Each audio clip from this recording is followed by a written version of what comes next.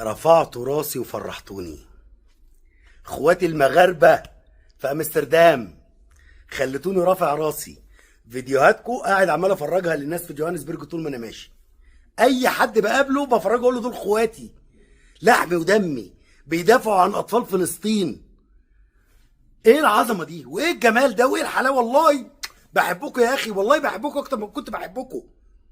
عرفتونا ان احنا كلنا حاجه واحده، كلنا بندافع عن بعض، كلنا بننصر المظلوم وبنيجي على الظالم ونحطه تحت رجلنا. نقدر نعمل ده، احنا نقدر كشعوب. الحكام ما بيمثلوناش، الحكام كلهم ما بيمثلوناش. احنا الشعوب لنا الكلمه الاولى والاخيره. المغاربه قالوا كلمتهم، وعارف ان اخواتي الجزائريين هيقولوا كلمتهم الاسبوع اللي جاي في باريس.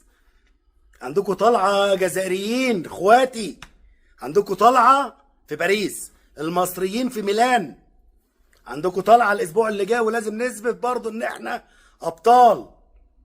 فلسطين هي قبلتنا كلنا، قبلة الأحرار، مش العرب ولا المسلمين، هي قبلة الأحرار حول العالم.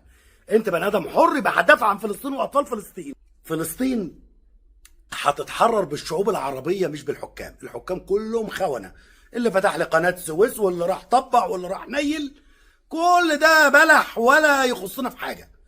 الشعوب هي اللي هتقول كلمتها في فلسطين. مغاربة أنا ما بقتش عارف أشكركم إزاي، والله ما بقيت عارف أقول لكم إيه. بس شكرا من القلب ان انتوا خليتوني حسيت ان احنا رجعنا حاجه واحده تاني.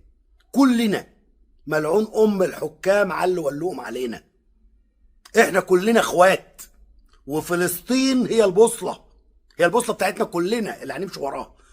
فلسطين هتتحرر بينا مش بالحكام، الحكام كلهم. وشكرا يا مغاربه مره تانية ومليون مره شكرا للمغاربه.